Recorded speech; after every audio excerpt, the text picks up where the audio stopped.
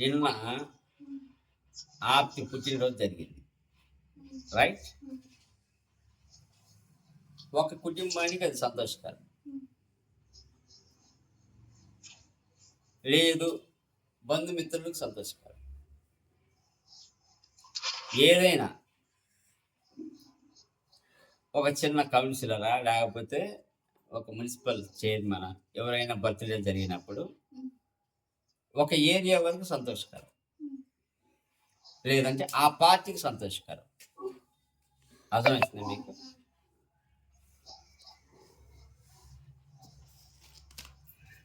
దేశం వైజ్గా Martin Luther king స్వాతంత్రం కాదు, నల్లవాళ్ళ హక్కుల కోసం పోరాడింది కాబట్టి నల్లవాళ్ళు ఆయన బర్త్డే రోజున, అంటే ఆయన పుట్టినరోజున సెలబ్రేట్ చేసుకుంటారు. భారతదేశానికి స్వాతంత్రం తీసుకురావడంలో పోరాడింది కాబట్టి మహాత్మా గాంధీ బర్త్డేని మనం జరుపుకుంటాం, సంతోషంగా జరుపుకుంటాం, కేకులు కట్ చేస్తాం. ఓకే, అయితే నా మహమా పుట్టిన రోజు 25 డిసెంబర్ 25, రైట్? డిసెంబర్ 25 అందరూ రాసి పెట్టుకుంటారు కదా, గుర్తుంటుంది. డిసెంబర్ 25. అయితే డిసెంబర్ 25 క్రీస్తు పుట్టినరోజును జరుపుకోవడం వలన ఇప్పుడు నేను చెప్పిన మిగతా పుట్టినరోజులకు ఏమైనా వ్యత్యాసం ఉందా? అర్థమవుతుందా? ఏమైనా వ్యత్యాసం ఉందా? మన కుటుంబాల్లో ఒకళ్ళ బర్త్డే అయితే ఆ కుటుంబం వరకు సెలబ్రేషన్ జరుగుతుంది. అదే ఒక రాజకీయ నాయకుడు అయితే ఆ ఏరియా వరకు సెలబ్రేషన్ జరుగుతుంది. గాంధీ లాంటి వాళ్ళదైతే దేశం వరకు జరుగుతుంది. ఇప్పుడు యేసుక్రీస్తుది ప్రపంచంలో జరుగుతుంది. ఓకే, అంత లెక్కలని నేను చెప్పండి. ప్రపంచంలో కేకులు కట్ చేసుకుంటారు, వైన్లు తాగుతారు,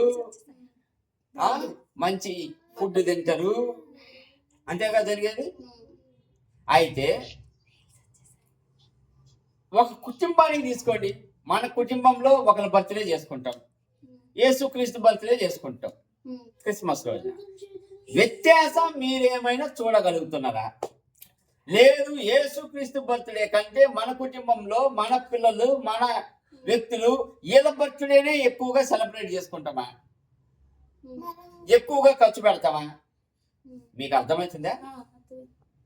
వ్యత్యాసము ఏమైనా మీరు గమనించగలుగుతున్నారా? అర్థమైందా? మనము బర్త్డే చేసుకుంటున్నాం. యేసుక్రీస్తు బర్త్డే సంవత్సరానికి ఒకసారి చేస్తున్నాం. ఇప్పుడు మన కుటుంబంలో చేసిన వ్యక్తికి బర్త్డేకి, యేసుక్రీస్తు ప్రతి సంవత్సరం చేసే బర్త్డేకి మీరు ఎక్కువగా ఆనందపడేది ఎవరి బర్త్డేకి? కుటుంబంలో ఉన్న వ్యక్తి కోసం. అంతే కదా చేసి ఎగ్జామ్ తప్పు ఏం లేదు. ఓకే, మనం సంతోషపడేది ఎక్కువగా. మనం ప్లాన్ వేసుకుంటాం, మనం ఓకే డిన్నర్ ఏంటి, అది ఏంది, ఇదేంది. ఓకే, ఇప్పుడు యేసుక్రీస్తు బర్త్డేకి వచ్చేసి చర్చికి పోతాం, అక్కడ ఒక కేక్ ముక్క, ఒక జ్యూసు తాగి ఇంటికి వస్తాం. అంతేగా జరిగేది అదే. అయితే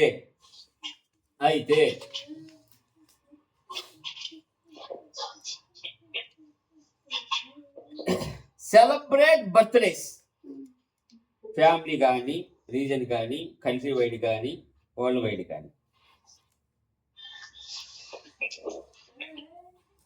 ఇప్పుడు యేసుక్రీస్తును ఒక మనిషిగా చూస్తేనే కదా నువ్వు బర్త్డే చేసేది.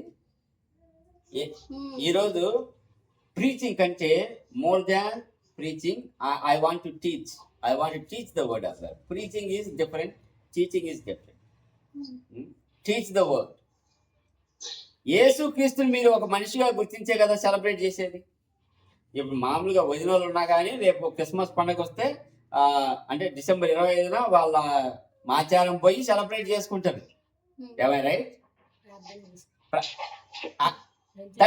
అంటే every year okay they are going celebrate Jesus Christ birthday there, అంతే కదా. అంటే యేసుక్రీస్తును ఒక వ్యక్తిగా గమనించి పరిగణించి మీరు ఏం చేస్తారు? బర్త్డే చేస్తారు. అయితే అంటే చాలా మంది మేము క్రిస్టియన్స్ అని చెప్పుకొని చేసే ఈ బర్త్డే వాళ్ళకి తెలియని విషయం ఏంటంటే, మీరు మొట్టమొదటి చదవండి యోహాను సువార్త 1:1. ఆదియందు వాక్యము ఉండెను, వాక్యము దేవుని యొద్ద ఉండెను, వాక్యము దేవుడై ఉండెను. అంటే అర్థమైందా? Before creation of the world is existed. అంటే ఈ ప్రపంచం పుట్టక ముందు word, okay, Bible, the word existed అంటే ఉన్నది. ఆ ఉన్న వాక్యం ఎలా ఉన్నది? దేవుడై. ఓకేనా? ఇప్పుడు ఆ దేవుడు 14వ వచనంలో ఏమంటాడు? సత్య సంపూర్ణుడుగా మన మధ్య నివసించి శరీరధారిగా కృపా సత్య సంపూర్ణుడుగా మన మధ్య నివసించి వచ్చిండు. అంటే ఆ దేవుడు భూమి మీదకి వచ్చిండు. ఇప్పుడు దేవుడు ఏమంటాడు? భూమి నా పాదపీఠము, ఆకాశం నా సింహాసనం. నువ్వు యాడ్ చేస్తావు చెప్పు బర్త్డే? నువ్వు మనిషి అనుకుంటున్నావా బర్త్డే చేయడానికి? దేవుడేమన్నా మనిషా? Then why you are celebrating birthdays like human beings? అర్థమవుతుందా? God is existed before the world. ఆయన ఒక్క మాటతోటి ప్రపంచం సృష్టించబడ్డది. ఈ సృష్టించబడిన లోకంలో నువ్వు చిన్న ఒక పరమాణు లాంటి వ్యక్తి. నువ్వు పోయి దేవుడికి బర్త్డే చేస్తావా? నువ్వు దేవుడి బర్త్డే సెలబ్రేట్ చేస్తావా? ఇప్పుడు చెయ్యాలి అనుకుంటే ఎలా చేయాలి? The world is not enough to celebrate God's birthday. God, మీరు ఏమనుకుంటారు దేవుణ్ణి? ఇప్పుడు కొంతమంది ఇప్పుడు ఎందుకు క్రిస్మస్ సెలబ్రేషన్ చేసుకుంటున్నారు అనేది నాకు తెలియదు. నాకు రియల్గా వాళ్ళు ఎందుకు మీటింగ్స్ పెడుతుర్రు, వాళ్ళు ఎందుకు సెలబ్రేట్ చేసుకుంటుర్రు, ఎందుకు కేకులు కట్ చేసుకుంటుర్రు, ఎందుకు అనేది నాకు తెలియదు ఎగ్జాక్ట్గా. అయితే Bible, the word of God never tells you. ఎప్పుడైనా బైబుల్లో నీకు యేసుక్రీస్తు యొక్క బర్త్డేని సెలబ్రేట్ చేసుకోమని ఎక్కడా లేదు. అలా అని చెయ్యకూడదని లేదు. కాకపోతే దేవుడి స్థితి ఏంది? దేవుడి యొక్క నువ్వు దేవుడిని ఎలా పరిగణిస్తున్నావు అనేది పాయింట్. మనిషిగా నువ్వు పరిగణిస్తున్నావా, దేవుడిగా పరిగణిస్తున్నావా? యేసుక్రీస్తును నువ్వు మనిషిగా తీసుకుంటే you can celebrate like your family members. మీరు మీ ఫ్యామిలీలో ఎవరైతే ఉన్నారో వాళ్ళ బర్త్డే ఎలా సెలబ్రేట్ చేసుకుంటావో, దేవుడి యేసుక్రీస్తు యొక్క ఆయన ఒక మెసెంజర్, ఒక ప్రవక్త అనుకుంటే నువ్వు చేసుకోవచ్చు. కానీ క్రైస్ట్ ఈజ్ నాట్ మ్యాన్. అయితే మరి యేసుక్రీస్తు పుట్టలేదా, యేసుక్రీస్తు 33 సంవత్సరాలు జీవించలేదా అంటే అది నా పాప పరిహారం కోసం దేవుడు తనంతట తాను దిగి రావాల్సిన అవసరం ఏర్పడ్డది. అంత మాత్రాన దేవుణ్ణి నువ్వు ఒక మనిషితో పోల్చకూడదు. ఒక మనిషికి నువ్వు సెలబ్రేట్ చేసిన బర్త్డే సెలబ్రేట్ చేసినట్టుగా దేవుడికి చెయ్యకూడదు. చెయ్యలేవు. నీ కెపాసిటీ ఏంటి, దేవుడి కెపాసిటీ ఏంటి? Can you do? ప్రపంచంలో ఎవడు స్టార్ట్ చేసిండో నాకు తెలియదు. డిసెంబర్ 25 అనేది ఎవడు స్టార్ట్ చేసిండో నాకు తెలియదు. కాకపోతే అది ఒక ట్రెడిషన్గా వెళ్ళిపోయింది. ఒక ట్రెడిషన్గా వెళ్ళిపోయింది, ఒక ఆనవాయితీగా వెళ్ళిపోయింది. దేవుడి వాక్యము ఎప్పుడు ఆనవాయితీలకు, సంప్రదాయాలకు, ఆచారాలకు విరుద్ధం. ఆచారాలకు విరుద్ధం. ఇప్పుడు వర్డ్ అంటే గాడ్ బికేమ్ వర్డ్. క్లారిటీగా అర్థం చేసుకోండి. ఏమని చెబుతుంది 1:1లో, word existed before the creation, the word is god, the word is god. వాక్యం దేవుడై దేవుడు, జీసస్ ఈస్ గాడ్. అవును. జీసస్ ఈస్ గాడ్, దట్ వర్డే కదా became the flesh. Jesus is god. You cannot celebrate birthday for Jesus. You cannot celebrate birthday for Jesus. యేసుక్రీస్తు 33 సంవత్సరాలు భూమి మీద ఉన్నప్పుడు, 3.5 సంవత్సరాలు శిష్యులతో ఉన్నప్పుడు, ఈ 3.5 సంవత్సరాల్లో ఆయన పుట్టినరోజు రాలేదా? వచ్చుండదా? మీరు ఆలోచించండి. ఈ 3.5 సంవత్సరాల్లో పుట్టినరోజు రాదా? శిష్యులకు తెలిసి ఉండదా? ఎప్పుడు శిష్యులు ఏడుంటారు? యేసుక్రీస్తు ఉంటారు. సరే, ఇంతెందుకు, యేసుక్రీస్తు చనిపోయిన తర్వాత, ఆయన మరలా తిరిగి లేచిన తర్వాత ఆరోహణమైంది కదా. చనిపోయే ముందు అమ్మని తీసుకెళ్ళి యోహాను చేతులు పెట్టి, నీ కుమారుడు, మీ అమ్మ అని అప్పచెప్పి వెళ్ళిపోతాడు. కనీసం ఆ అమ్మాయిన యోహానుకు ఫలానా రోజు ఫలానా, కనీసం వాళ్ళు ఒక ఊహ ఉంటుందిగా, ఆ తుఫాను వచ్చిన రోజు, ఆ చెట్టిరిగిపోయిన పంట రోజు, ఒకే మనవాడు పుట్టినాడు అని ఊహ ఉంటుంది కదా. జనాభా లెక్కలు కూడా రాశారు. అర్థమవుతుందా? అందుకే కదా ఈయన బెత్లెహేము పోయేది. యాక్చువల్గా ఏడుండాలా యేసుక్రీస్తు? నాజరేతు. కానీ ఎక్కడికి పోయిండు? జనాభా లెక్కలు రాస్తున్నారని. అంటే ఖచ్చితంగా యేసుక్రీస్తు పుట్టుక తేదీ ఆడ మెయింటైన్ చేసే ఉంటది. మరి మేరీ ఎప్పుడు యోహాను చెప్పలేదా? యోహాను మరి ఎందుకు రాయలే?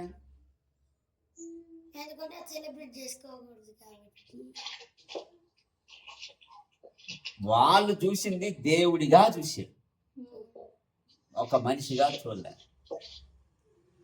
తన శిష్యులందరూ యేసుక్రీస్తుని దేవుడిగా చూసారు, మనిషిగా ఎప్పుడు పరిగణించలే. ఇప్పుడు పేతురు ఏమంటాడు? నేను ఎవరు అనుకుంటున్నారు జనం అంటే? You are the Christ.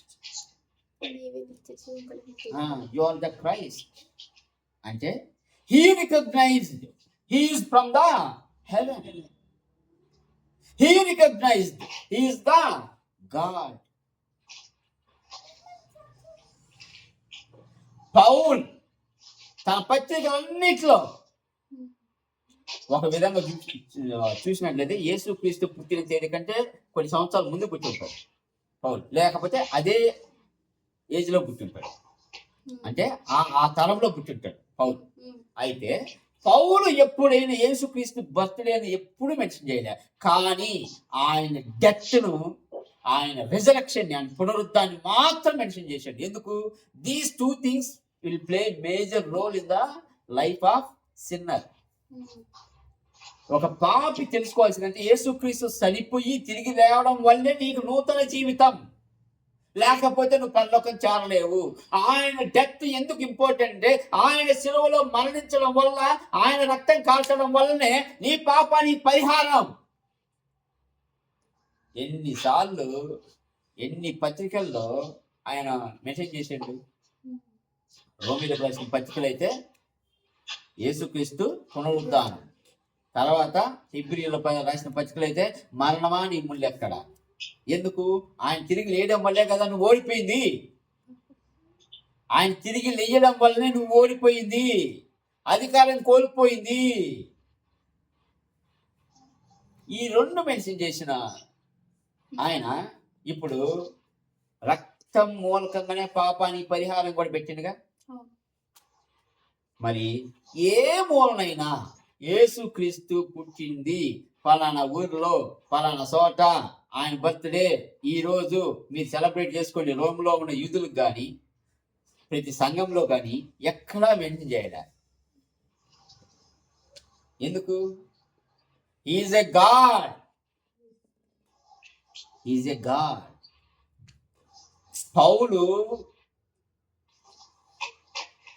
దమస్కా నుంచి వెళ్ళి దమస్కాకు వెళ్ళి మార్గంలో యేసుక్రీస్తు వాయిస్ పౌలా పౌలా అంటే సౌలు అంతకుముందు సౌలా సౌలా నువ్వు నన్ను ఎలా హింసిస్తున్నావు అని ఆ మాట పలికినప్పుడు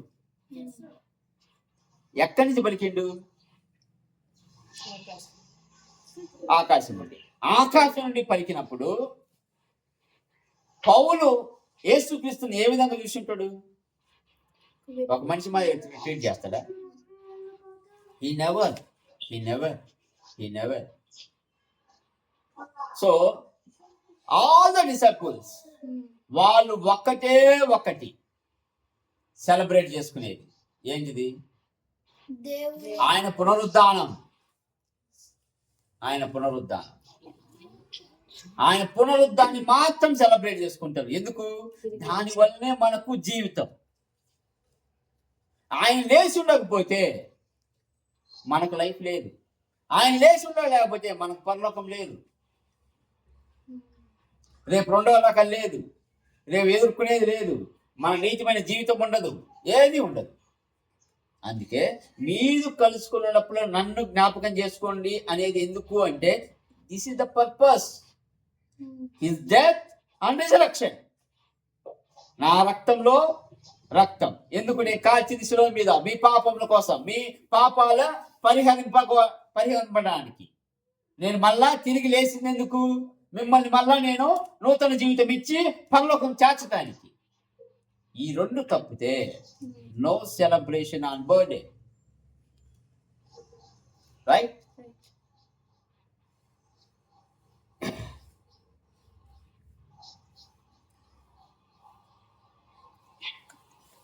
నువ్వు దేవుని వాక్యాన్ని తెలుసుకుంటే యేసుక్రీస్తుని తెలుసుకున్నట్టే. ఎందుకు? All is God, God is Jesus. Clarity ఉందా? యోహాను సువార్త 1లో ఏమంటుండు?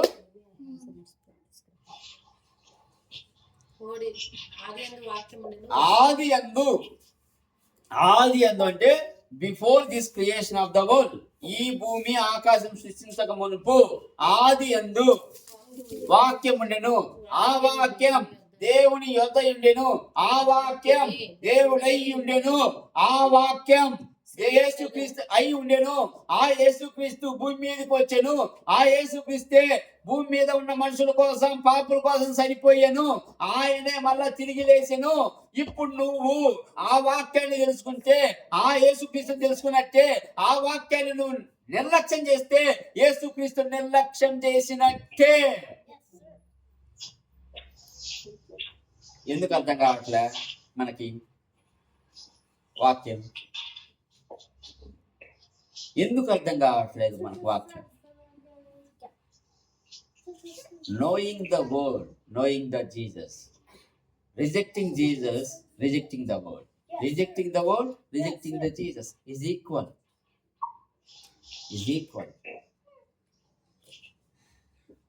అందుకే నేను బైబిల్ చదవండి వాక్యం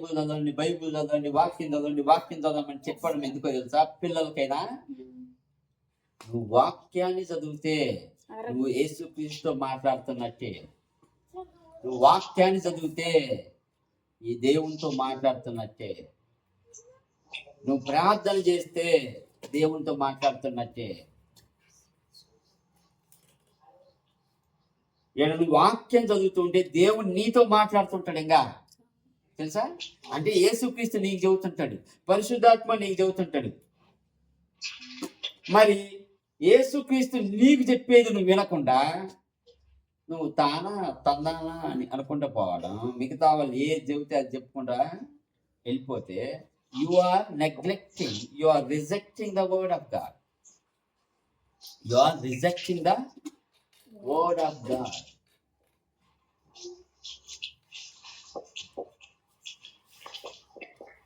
1:14 మనకు ద వర్డ్ బికేమ్ ఫ్లెష్ అని ఉంది కదా, అంటే ఆ వాక్యమే శరీరధారి అయి మన మధ్య ఆసక్తి సంపూర్ణుడుగా మన మధ్య నివసించెను. ఆ, తండ్రి వలన కలిగిన అద్వితీయ ఇప్పుడు ఆ 1:4 4:5 ఏం చెబుతుంది? ఆయనలో జీవముండెను. ఆయనలో జీవముండెను. ఎవరిలో? యేసుక్రీస్తు. కదా.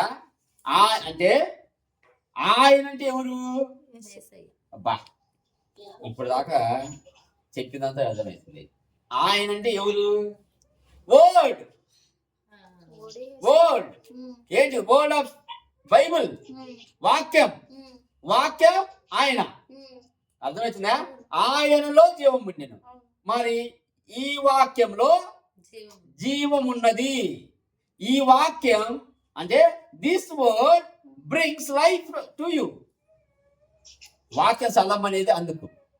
వాక్యం, ఈ వాక్యం ఆయన, ఆయనే ఈ వాక్యం. మీకు క్లారిటీ అర్థమవుతుందా కావట్లేదా?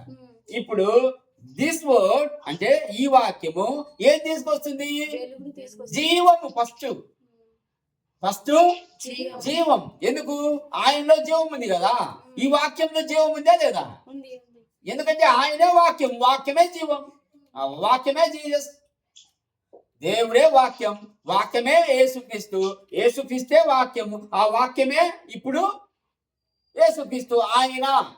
ఆయనలో జీవం ఉన్నది. ఆ జీవం ఇప్పుడు ఎవరు తీసుకొస్తున్నట్టు? వాక్యం తీసుకొస్తున్నట్టు.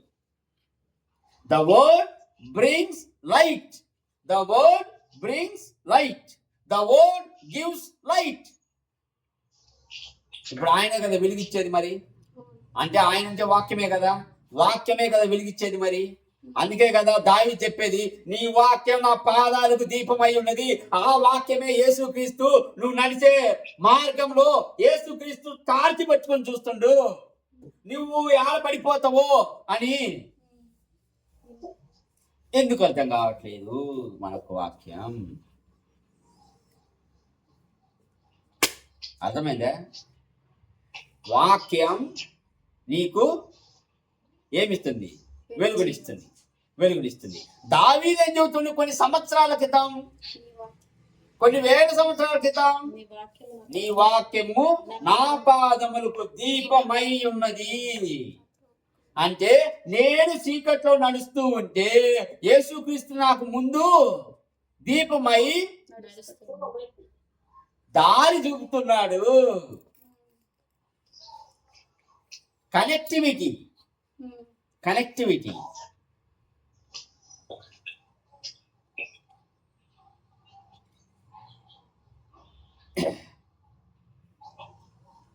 మెనీ రిలీజియన్స్ అంటే చాలా మతాలు. సింపుల్గా నేను మతాలే అంట. ఓకే, అంటే అనకూడదు. ఓకే, ఇప్పుడు వాళ్ళు అనుసరిస్తారు కాబట్టి మతాలు చీకట్లోనే ఉన్నాయి. ఆచారాలు అనుసరించుకుంటూ, సంప్రదాయాలను అనుసరించుకుంటూ, లోకం పోకలను అనుసరించుకుంటూ వాళ్ళు అలా ఉదయం వచ్చేటప్పుడు అలా అయినా నాకు క్వశ్చన్ అడిగింది. క్వశ్చన్ కాదు, ఒక జనరల్గా చెప్పింది. మా క్లాస్లో ఎవరికి యేసుక్రీస్తు తెలియదు, కానీ అందరూ క్రిస్మస్ పండుగ చేస్తున్నారు అని. ఎవరికి యేసుక్రీస్తు తెలియదు, కానీ క్రిస్మస్ సెలబ్రేషన్ మాత్రం అందరు చేస్తారు. యేసుక్రీస్తు తెలియకుండా క్రిస్మస్ పండుగ సెలబ్రేట్ చేయడం ఏంది? యేసుక్రీస్తు బర్త్డే అయిపోయింది. అంటే వాళ్ళకి అర్థమైంది ఏంది? కృష్ణుడు కృష్ణాష్టమి సెలబ్రేషన్, యేసుక్రీస్తు December 25th సెలబ్రేషన్, అంతే వాళ్ళకి తెలిసింది. They don't know the word, they don't know the Christ really. అంతే కదా.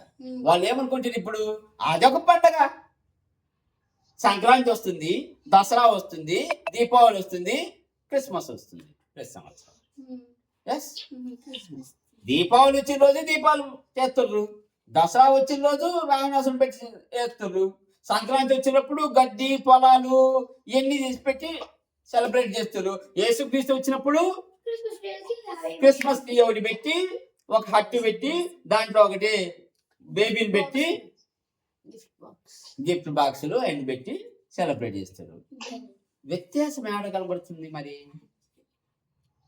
నువ్వు అలా చేసుకుంటూ పోతా ఉంటే క్రీస్తుని ఆడ చూపించగలవు, వెలుగుని ఆడ చూపించగలవు. Am I right?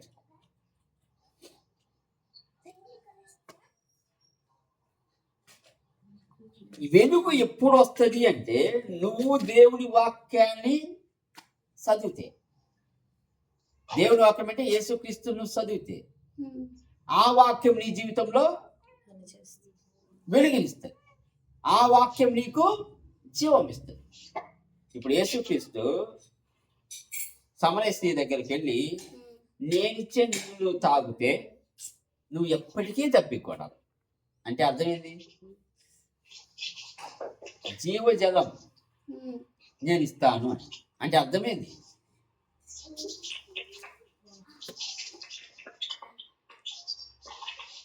చెప్పండి, నువ్వు ఎప్పటికీ తప్పికొనవు. ఎక్కడ నీకు ఆకలి తప్పులు లేనిది? పరలోకంలో. అంతేనా? ఓకే, అక్కడికి తీసుకుపోయే కెపాసిటీ ఎవరికి? నాకు. అంటే ఏమని చెబుతుండు? నేను ఇండైరెక్ట్గా దేవుణ్ణి, ఇండైరెక్ట్గా దేవుణ్ణి. నిన్ను పరలోకం తీసుకుపోయే కెపాసిటీ నా దగ్గర ఉంది. నీ పాపములను క్షమించే కెపాసిటీ నా దగ్గర ఉంది. అలా చెప్పిన తర్వాతనే కదా ఇమ్మీడియట్ గా పోయి మొత్తాన్ని పట్టుకొచ్చింది. అంటే ఆమె జీవితంలోకి జీవం వచ్చింది. అప్పుడు దాకా but the moment she knows the Jesus Christ. అంటే ఇప్పుడు మనం కూడా we know the word of God, immediate గా జీవం అనేది మనలోకి వస్తుంది. వెలుగు అనేది మనలోకి వస్తుంది. ఈ వెలుగు ఇతరులకు కనపడాలి అంటే నువ్వు ముఖ్యంగా you have to know the word. వాక్యం తెలుసుకోవాలి. The word changes our life. The word will చెప్పు ఇందాక చెప్పింది. The word gives life. The word brings light. The word changes life. This word, this Jesus, this God. అంటే ఇప్పుడు God is equal to Jesus is equal to word. అది God is equal to Jesus is equal to word. Mathematically.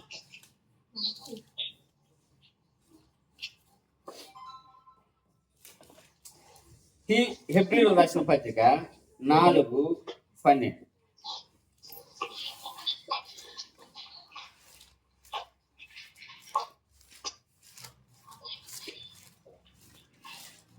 హెబ్రీయులకు రాసిన పత్రిక 4:12.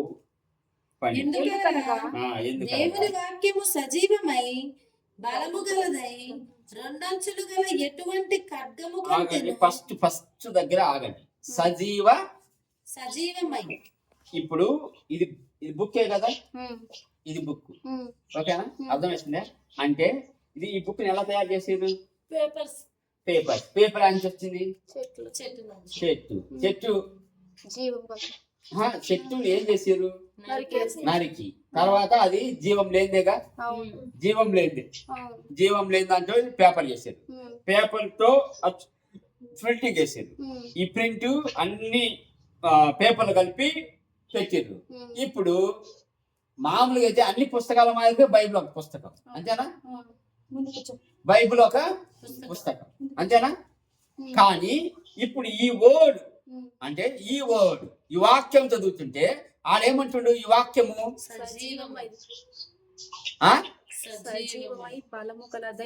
సజీవమై అంటే ఈ వాక్యానికి జీవం ఉంది. అంటే this is not a book, it has a life. అంటే మీరు క్లారిటీగా అర్థం చేసుకోండి. మామూలుగా అయితే లోకపరంగా ఇతర పరంగా మనం చూసినట్లయితే ఒక చెట్టును కట్ చేసి ఓకే ఆ చెట్టు మూలకంగా పేపర్ తయారు చేసి ప్రింట్ చేసి మిషన్ కూడా జీవం లేనిదే. అవును. ఆ పేపర్లని కలిపి ఇప్పుడు ఇక్కడ పెడితే ఇప్పుడు పౌలు ఏమంటుండంటే ఈ వాక్యము ఎందుకనగా మళ్ళా చదవండి. ఎందుకనగా ఆ, దేవుని వాక్యము వాక్యము సజీవమై బలము గలదై బలము గలదై రెండంచులు గల ఎటువంటి ఖడ్గము కంటేను ఆ, వాడిగా ఉండి ఆ, ప్రాణాత్మలను ఆ. కీళ్లను ఆ. మూలుగును విభజించినంత మట్టుకు దూర్చు. యాక్చువల్ గా పౌలు ఎంత లోతుగా చూసిండో నాకు తెలియదు, కానీ మనం అయితే అంత లోతుగా చూడలేదు. ప్రాణము ఆత్మ రెండు ఉంటాయి. అవును. వీటిని చీల్చుకొని పోతుంది. మామూలుగా అయితే కత్తి పేగుని చీల్చుకొని పోతుంది. నువ్వు చూసే కత్తి ఉమ్. ఎంత వాడిగల కత్తి అయినా నువ్వు పొడిస్తే కడుపులో నుంచి అవతలికి పోతుంది. ఉమ్. ఏమన్నా పేగులు తెగుతాయి ఉమ్. అంతేగా. ఉమ్. లేదు ఇంకొకసారి పొడిస్తే కిడ్నీలు పాడవుతాయి. ఉమ్. ఇంకొకసారి పొడిస్తే ఒక 16 కత్తిపోట్లతో గురైన ఒక వ్యక్తిని డాక్టర్ దగ్గర తీసుకపోతే డాక్టర్ ఏమంటాడు, ఈ కత్తి లివర్ని చీల్చిందయ్యా, ఈ పొడు ఈడ ఉన్న ఇక్కడ పొడిచిన కత్తి గుండెని చీల్చిందయ్యా, ఈ కత్తి పేగుని చీల్చిందయ్యా, ఈ కత్తి కిడ్నీని చీల్చిందయ్యా అనడం తప్పితే ఎవరైనా ప్రాణాత్మను మూలుగను కీళ్లను కీళ్లను విభజించినంత మట్టుకు దూర్చు. ఓకే వీటన్ని దూచుకొని పోయిందని ఏ డాక్టర్ అని చెప్పగలరా? No. చెబుతున్నాడా? లేదు. మరి పౌలు చూడు ఎంత క్లారిటీ చెబుతాడో. ఉమ్. ఈ కత్తి ఏ కత్తి? వాక్యమైన కత్తి. అంటే దేవుడు యేసుక్రీస్తు ఎక్కడి వరకు పోగలడు? ప్రాణాత్మలను కీళ్లను మూలుగును విభజించాలి. మూలుగ అంటే ఏంది మనం అనేది? ఎముకల్లో ఉన్న మధ్యన జాయింట్ లోపల కూర్చో. ఆ ఎముకల్లో ఆ ఆ మేర ఎవరైనా చూడగలరా? మరి అక్కడికి కూడా ఈ వాక్యం వెళ్ళగలదు అంటే ఈ వాక్యానికి ఎంత లైఫ్ ఉండాలి, అంటే ఎంత శక్తి ఉండాలి. ఈ వాక్యం అంటే యేసుక్రీస్తు పేపరు జీవం లేనిది, ప్రింటింగ్ జీవం లేనిది. ఇప్పుడు ఆ పేజీ పరంగా చూస్తే జీవం లేనిది, కానీ అన్నిటిని కలిపి నువ్వు చదువుతా ఉంటే జీవము ఉద్భవిస్తుంది కదా. ఆ వాక్యము నీకు ఏం తీసుకొస్తుంది? జీవం, సజీవం.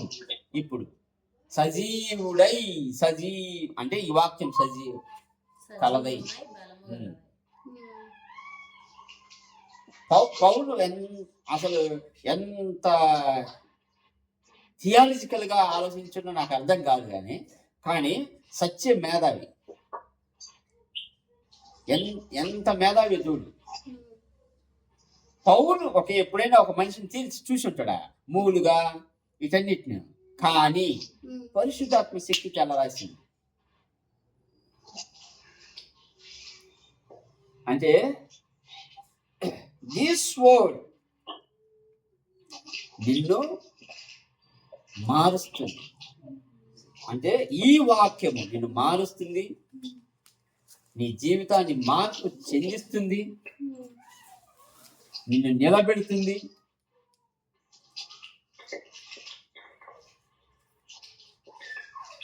ఇటువంటి వాక్యాన్ని మనము చదవకుండా ఆచారాలను ఏమంటారు, ఇంకా సంప్రదాయాలను పాటిస్తే ఎంతవరకు దేవుడు సంతోషిస్తాడు నా మూలకంగా? సంవత్సరానికి ఒకసారి యేసుక్రీస్తు బర్త్డేను సెలబ్రేట్ చేయడం వలన ఎవ్వరికి ఉపయోగపడదు.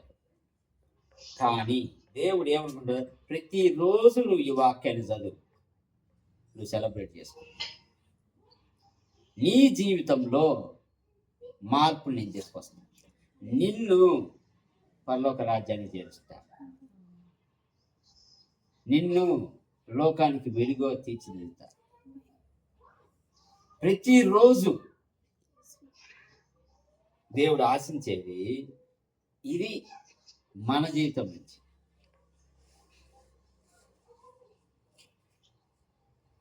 అందుకే నేను క్రిస్మస్ పండుగను సెలబ్రేట్ చేసుకోను అనేది. ఎందుకు? నాకు కావాల్సింది ఏంది? యేసుక్రీస్తు జీవం గల వాక్యము నేను చదువుకుంటే చాలు, నేను దాని ప్రకారం జీవిస్తే చాలు. నేను కేకులు కట్ చేయాల్సిన అవసరం లేదు, అందరితో కలిసి డాన్స్ వేయాల్సిన అవసరం లేదు.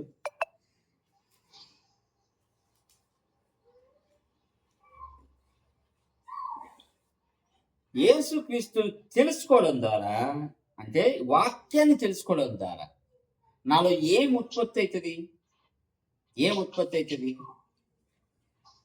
యాకోబు రాసిన పత్రిక 1వ అధ్యాయం 22.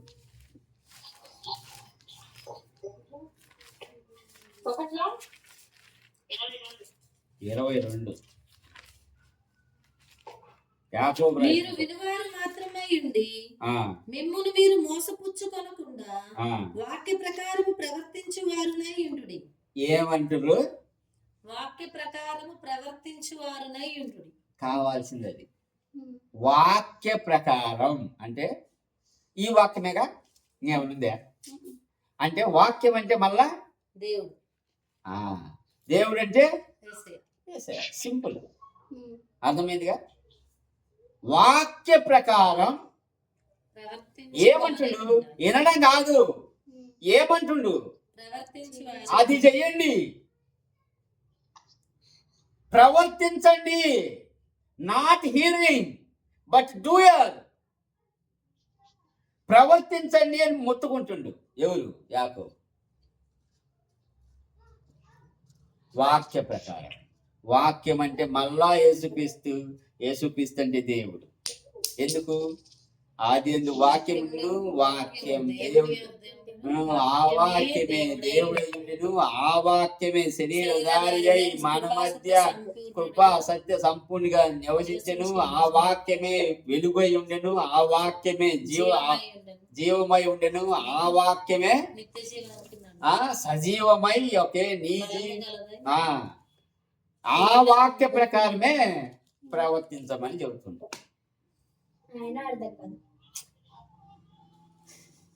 అర్థమవుతుందే? చదివితే అర్థమవుతుందిలే. ఆ వాక్య ప్రకారం ప్రవర్తించమని చెప్తుంది.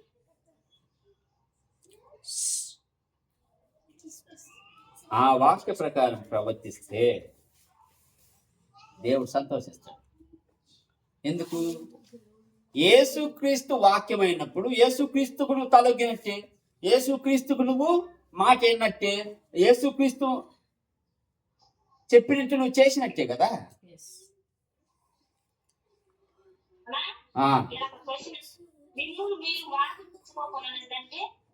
మీరు నిన్ను నువ్వు మోసపుచ్చుకోమాకు అని అంటే తెలిసి కూడా చేయబాకని. నిన్ను నువ్వు మోసపుచ్చుకోమాకు అని అర్థం.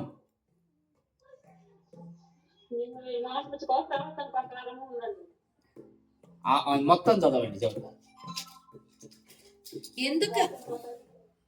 22:1-22. మీరు విధవారు మాత్రమై ఉండి మిమ్మును మీరు మోసపుచ్చుకొనకుండా వాక్య ప్రకారము ప్రవర్తించు వారునై ఉండుడి. అంటే విన్నది వదిలేయమాకండి, విన్నది వదిలేయమాకండి, విన్నది విన్నట్టుగా ప్రవర్తించుడి, విన్నది విన్నట్టుగా విధేయులై నడుచుకోండి. ఇది దేవుని వాక్యం ఏదైతే చెబుతుందో దాని ప్రకారం నడుచుకోండి, దానికి విధేయులై ఉండుడి. అర్థమవుతుందా బాలా? నువ్వు విని వదిలేయమాకు. నాకు అన్ని తెలుసు అనుకోమాకు, చెప్పింది చెప్పినట్టు చెయ్యి. అర్థమైందా? చెప్పింది చెప్పినట్టే చెయ్యి. వాక్యంలో లేని దాని గురించి ఆరాటపడమాకు. వాక్యంలో లేని దాని గురించి నువ్వు ఆశించమాకు. వాక్యంలో ఏదైతే ఉన్నదో ఆ వాక్య ప్రకారమే నువ్వు మాట విను, ఆ దాని ప్రకారమే ప్రవర్తించు, దాని ప్రకారమే చెయ్యి. అంతకు మించి ఏం లేదు. క్లారిటీగా నేను చెప్పదలుచుకుంది ఈరోజు. ఒకటి, ఈ వాక్యము ఆషామాషి కాదు. ఈ వాక్యము దేవుడై ఉన్నాడు. ఆ దేవుడే యేసుక్రీస్తు. మొట్టమొదటి మీకు చెప్పాల్సింది, ఓకేనా? యేసుక్రీస్తే వాక్యము. ఈ వాక్యాన్ని మీరు చదివేటప్పుడు మీరు వాక్య ప్రకారమే ప్రవర్తించుడి, వాక్య ప్రకారమే జీవించుడి, వాక్యం చెప్పినట్టే వినండి. మిగతా ఎవరు చెప్పినట్టు కాదు. ఏ పాస్టర్ చెప్పినా ఎవరు చెప్పినా వాక్యంలో లేనిది చెబితే తిరస్కరించండి. వాక్యంలో లేనిది చెబితే తిరస్కరించండి. ఎందుకు? అది యేసుక్రీస్తు చెప్పినట్టు కాదు, అంతే కదా? వాక్య ప్రకారమే ప్రవర్తించమని వాక్యం చెప్పినప్పుడు వాక్యంలో లేనిది చెబితే యేసుక్రీస్తు చెప్పినట్ట కాదు, దేవుడు చెప్పినట్ట కాదు.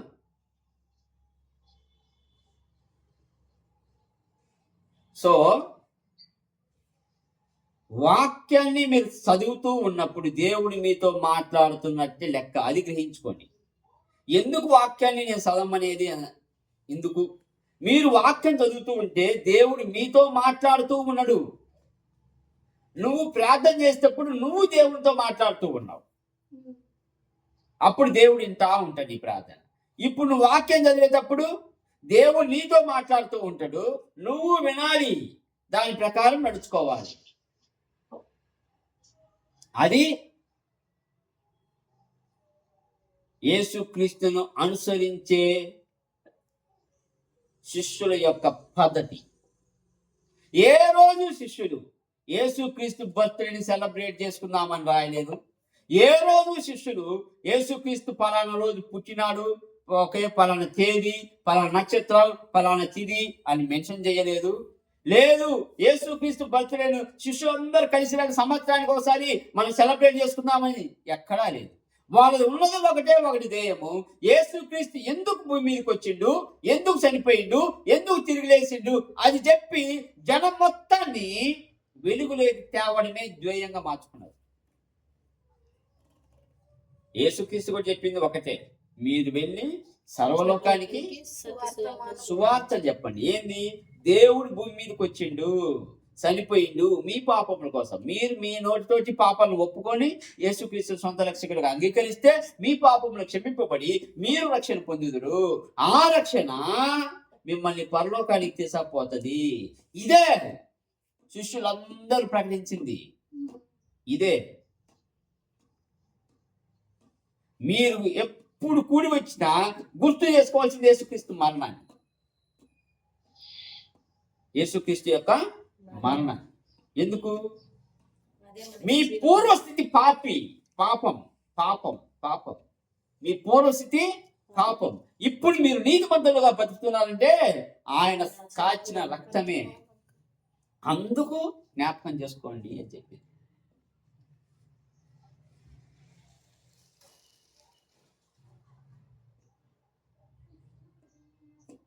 వాక్యం రెండంచగల ఖడ్గం. అసలు ఆ విధంగా ఎవరు వర్ణించారు?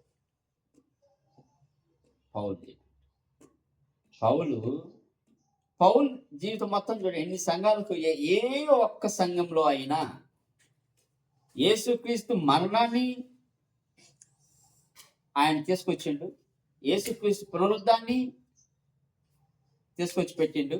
కానీ యేసుక్రీస్తు జననం ఎప్పుడు మెన్షన్ చేయలేదు, ఎక్కడా మెన్షన్ చేయలేదు.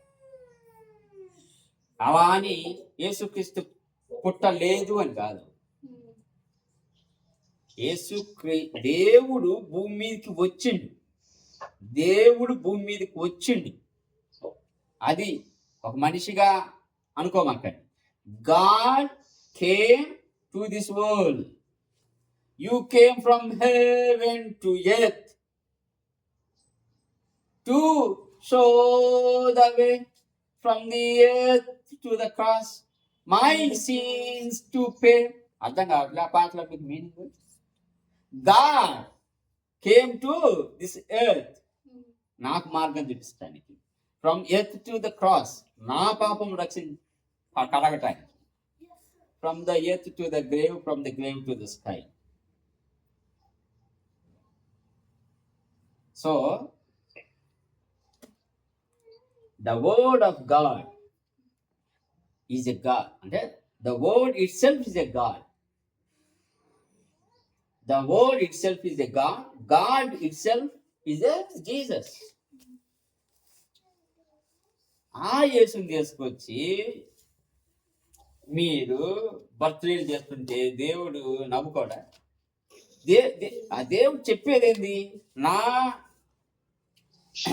పాదపీఠమే భూమి, ఆ భూమి మీద నువ్వు ఒక పరమాణువు, నువ్వు నాకు బర్త్డే చేసేంత వ్యక్తిగా చెప్పండి. యాడున్నారు మీరు? ఆకాశం నా సింహాసనం, భూమి నా పాదపీఠం. ఆ పాదపీఠంలో ఎన్ని దేశాలు ఉన్నాయి? 194 దేశాలు ఉన్నాయి. 194 దేశాల్లో మన భారతదేశం ఒక దేశం. ఈ భారతదేశంలో ఎన్ని 29 రాష్ట్రాలు ఉన్నాయి. 29 రాష్ట్రాల్లో మనమున్నది ఒక చిన్న ప్రాంతంలో. హైదరాబాద్లో మల్లంపేట ఇంత, మల్లంపేటలో హౌస్ ఇంత, హౌస్లో నువ్వు ఇంత. లెక్క పెట్టుకోండి. అసలు నువ్వు దేవుడికి ఏ విధంగా నువ్వు కేక్ కట్ చేస్తావు? నీ కెపాసిటీ ఏంది?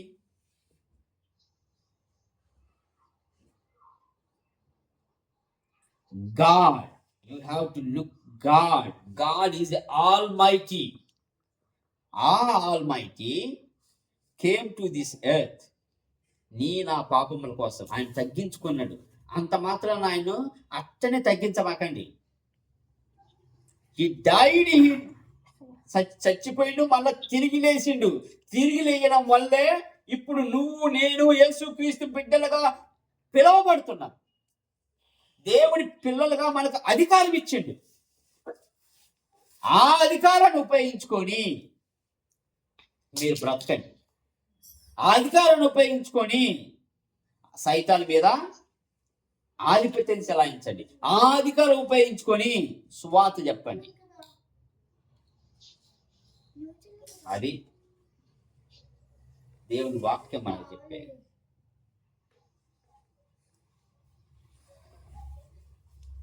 అంతే, దేవుని వాక్యం చెప్పేది అంతే. ఆ వాక్యము మనల్ని, అంటే ఆ యేసుక్రీస్తు వాక్యమే యేసుక్రీస్తు కాబట్టి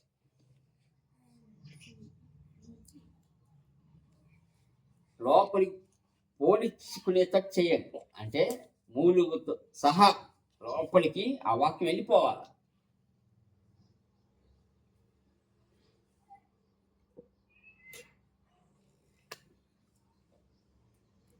అందుకే దీన్ని ఒక ప్రసంగం మాదిరి కాకుండా ఒక పాఠం మాదిరిగా ఎక్స్ప్లెయిన్ చేయాలి అనుకున్నా. ఒక పాఠం మాదిరిగా ఎక్స్ప్లెయిన్ చేయాలి అనుకున్నా. దేవుడు ఎవరు? వాక్యము దేవునికి ఉన్న సంబంధం ఏంది? ఆ వాక్యం ఏం చేస్తుంది? ఆ వాక్య ప్రకారం మనం ఎలా జీవించాలి? వినడం ఒక్కటే కాకుండా ప్రవర్తించే వారిమై ఉండాలి. వాక్య ప్రకారం.